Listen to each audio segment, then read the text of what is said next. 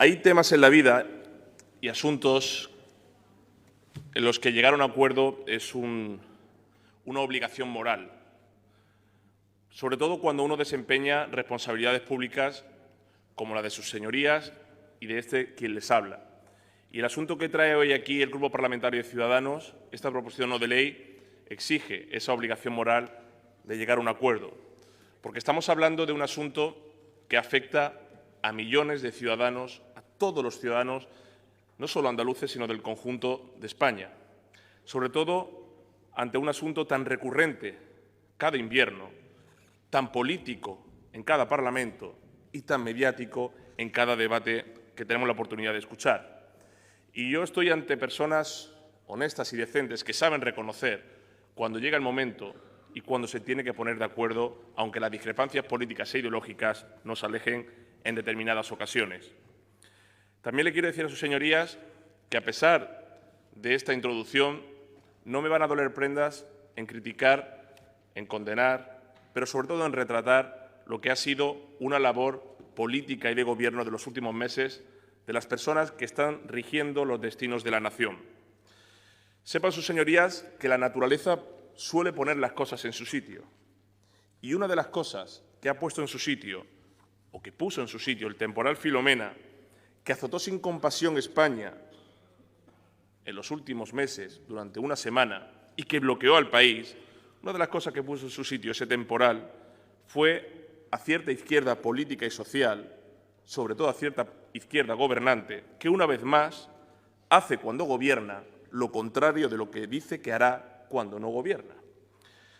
Un político tiene sobre todo tres patrimonios: su talento, su palabra y sus acciones. Ninguno de los tres lo posee el actual ministro comunista de Consumo, un oxímoron destacable, porque allí donde hay comunismo ni se come ni se consume, pero que en su vasta trayectoria de despropósitos, uno de los más asentados en la psique popular es su denodada lucha contra el malvado oligopolio de las eléctricas.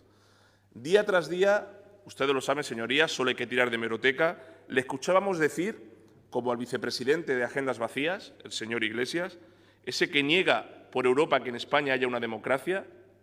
No sé hasta cuándo el señor Sánchez va a permitir que día tras día su socio de gobierno, su vicepresidente, niegue que en España haya una democracia. ¿Hasta cuándo el PSOE lo va a permitir? Pues el vicepresidente de Agendas Vacías también decía que en cuanto llegara al poder, lo primero que haría era bajar la tarifa de la luz, porque era insoportable ver a gente pasando frío mientras le suben la factura. Frase que, por cierto, también pronunció el señor Sánchez, presidente del nuevo gobierno, el cual, como un Robin Hood moderno, iba por ahí, tras ser expulsado de su propio partido, por cierto, diciendo que era algo inimaginable, que si con él en el gobierno la factura de la luz iba a subir. Esto lo decía cuando todavía era líder de la oposición, recientemente expulsado de su partido, recuerdo, por hacer lo mismo o por querer hacer lo mismo que ahora está haciendo como presidente del gobierno. Simplemente como recordatorio al Partido Socialista. Esas mentiras tienen las patas muy cortas, porque hay algo que se llama hemeroteca y que retrata precisamente a esos dirigentes. Aquí las traigo, para que sepan sus señorías que no miento. Esto decía el señor ministro de Consumo hace 7 años y lo repetía cada año. Esta Navidad la luz tendrá un precio un 10% superior a la del año pasado. Miles de familias no podrán mantener sus casas a temperaturas adecuadas, lo que repercutirá gravemente en la salud de los que menos tienen. Ningún gobierno decente debería tolerarlo, decía el señor Garzón. Intuyo que, como ahora las tarifas de la luz han subido, este es un gobierno indecente, el gobierno del señor Garzón, porque lo está tolerando. Ha tolerado la subida de la luz más grande de toda su historia. Pero es que el vicepresidente de Agendas Vacías, el señor Iglesias, decía: ¿por qué pagamos? Esto lo decía en 2019, no hace 20 años, 2019. ¿Por qué pagamos la factura de la luz más cara de Europa? Por el poder de las puertas giratorias. Políticos que ocupan los consejos de las empresas, etcétera, etcétera, etcétera. Aquí tienen el tuit. Bien, un miembro de Podemos ahora ocupa un puesto en uno de los consejos de administración de una de las empresas que se encargan también de esto. Pero es que ahora, que está gobernando, no ha bajado la tarifa de la luz el vicepresidente de Agendas Vacías, que decía que lo iba a hacer en cuanto gobernara. Otra mentira.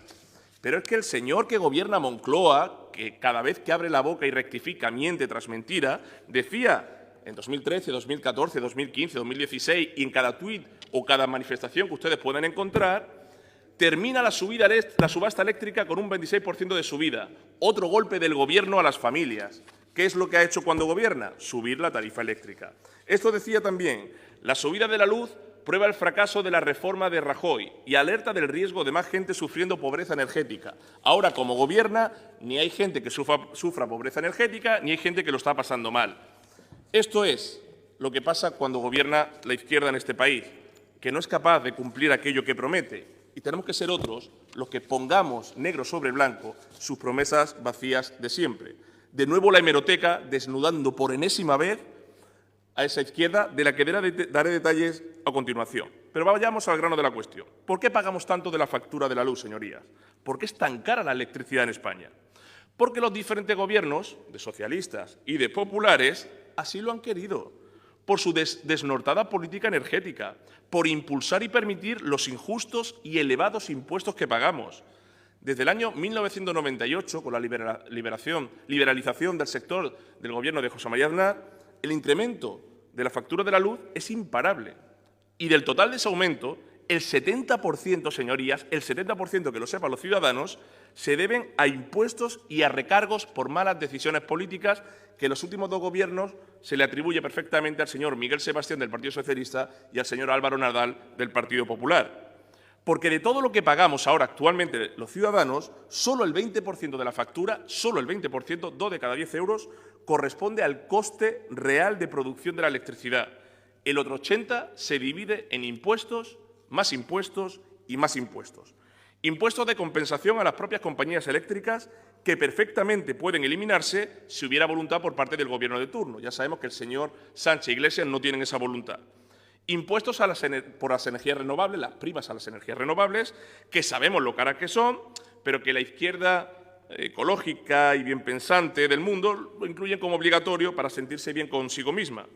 Pero los que no tenemos complejos denunciamos ese impuesto injusto que pagamos todos los españoles. Y el tercer impuesto que podría eliminarse, o cuanto menos bajarse, es el del IVA, que ya lo llevamos en esta proposición no de ley. Los costes de la política energética se han disparado en estos últimos 22 años.